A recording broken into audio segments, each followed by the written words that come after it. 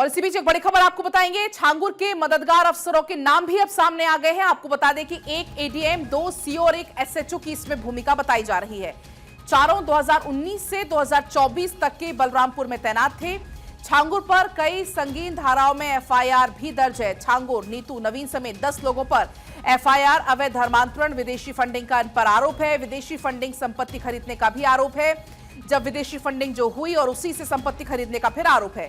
आतंकी training camp चलाने का आरोप है। नीतू नवीन ने 2015 में इस्लाम कबूल किया था। लड़कियों का धोखे से धर्मांतरण का आरोप है। धर्मांतरण ना कराने वालों पर झूठे केस भी लगवाए गए। छांगुर ने 100 करोड़ की संपत्ति अर्जित की थी। तो देखिए, एक के बाद एक कई सारे इसमें खुलासे हो रहे हैं। अकूत संपत्ति का खुलासा हो रहा है। और ऐसे में क्योंकि पहले ये जानकारी सामने आई थी, कुछ ऐसे अफसर हैं जो कि इसमें संलिप्त हो सकते हैं, और एक एक करके जैसे जैसे जांच आगे बढ़ रही है, परत दर परत कई सारे खुलासे इसमें हो रहे हैं। और अब वो तीनों ही अफसर, जिनके नाम भी अब सामने आ गए हैं, जिसमें से एक एडीएम है, 2 सीओ हैं और एक एसएचओ है, तो कुल 4 अफसरों के नाम अब तक इसमें सामने आ चुके हैं जो कि छांगुर के मददगार थे।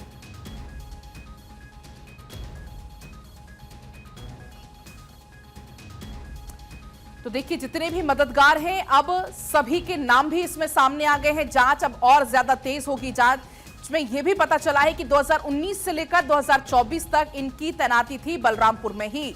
और ऐसे में छांगुर पर अब तक कई संगीन धाराओं में एफआईआर दर्ज हो चुकी है। इसके अलावा जो उसके सहयोगी है नीतू, नवीन, तो उन समेत टोटल 10 पर अब तक एफआईआर दर्ज हुई है। और इन पर अवैध धर्मांतरण का आरोप तो है ही, इसके अलावा विदेशी फंडिंग का भी आरोप है। विदेशी फंडिंग से संपत्ति भी खरीदी गई। अकूत संपत्ति जलालुद्दीन के द्वारा बना ली गई। आतंकी ट्रेनिंग कैंप चलाने का भी आरोप है। जो नीतू और नवीन है, उन्होंने 2015 में इस्लाम को कबूल किया था। लड़कियों का धोखे से धर्मांतरण करने का इन पर आरोप है। और अगर कोई धर्मांतरण नहीं करता था तो उसको झूठे केस में फंसा दिया जाता था। आपको बता दें कि अब तक छांगुर ने 100 करोड़ की संपत्ति अर्जित की थी। तो ऐसे में क्योंकि अब लगातार इसको लेकर एक के बाद एक कई सारे खुलासे हो रहे हैं, 100 करोड़ की संपत्ति का जिक्र है, क्योंकि जो विदेश से फंडिंग होती थी उसकी भी अब जांच लगातार की जा रही है। नीलेश इसी बीच हमारे साथ जुड़ गए हैं ज्यादा जानकारी लेकर। नीलेश, जो अफसर मददगार थे उनके नाम भी सामने आ गए हैं। एक एडीएम है, 2 सीओ हैं और एक एसएचओ इसमें शामिल है।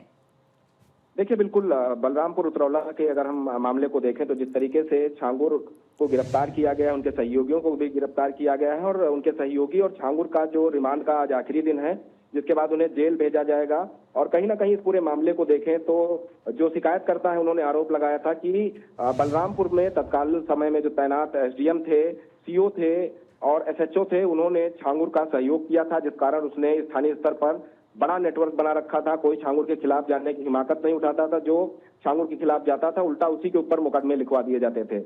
अब कहीं ना कहीं उन तमाम जो आरोप लगाए गए हैं, उन आरोपों पर भी पड़ताल होगी कि कौन कौन से अधिकारी थे, उन्होंने क्या क्या सहयोग छांगुर और उनके लोगों का किया है। हालांकि अभी आरोप लगाए गए हैं, जब जांच होगी तो जांच में तय होगा कि तत्कालीन सीओ, एसडीएम और एसएचओ ने किस तरीके से छांगुर की मदद की है।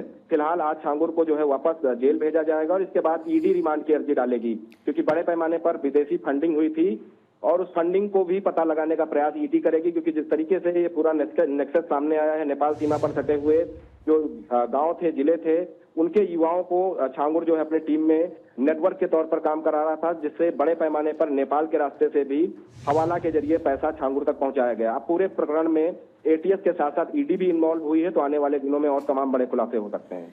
चूंकि नीलेश, अब जो ये अफसर है मददगार, उनके नाम भी सामने आ गए हैं, तो क्या आने वाले समय में कोई तगड़ा एक्शन, कोई कड़ा एक्शन इन अफसरों के खिलाफ देखने को मिल सकता है? देखिए, बिल्कुल उत्तर प्रदेश की योगी सरकार इससे पहले भी जो इस तरीके से कार्यक्रमों में लिप्त जो अधिकारी थे, उनके ऊपर कार्रवाई की है। उत्तर प्रदेश में एक बड़े आईएएस के ऊपर उत्तर प्रदेश सरकार की संस्तुति के बाद कार्रवाई हुई है, और ठीक वैसा ही ये मामला है। कहीं ना कहीं अब इन अधिकारियों के ऊपर, चाहे वो एसडीएम हो, सीओ हो, एसएचओ हो, जो बाबा छांगुर के नेटवर्क में उनका मददगार बनकर काम कर रहे थे या उनका सहयोग कर रहे थे, जिस तरीके से आरोप लगे हैं, उन तमाम पहलुओं की जांच होगी। और जांच में जो भी दोषी पाया जाएगा, चाहे वो एसडीएम हो, सीओ हो, एसएचओ हो, उनके ऊपर बड़ी कार्रवाई कर एक संदेश देने का काम किया जाएगा कि देश विरोधी गतिविधियों में संलिप्त छांगुर अगर इस तरीके से घटनाओं को अंजाम देता है तो आने वाले दिनों में बड़ी कार्रवाई होगी। बिल्कुल, और सीएम योगी भी स्पष्ट कर चुके हैं नीलेश इस बात को कि इस प्रकार की गतिविधियां बर्दाश्त नहीं की जाएंगी। फिलहाल शुक्रिया आपका पूरी जानकारी साझा करने के लिए।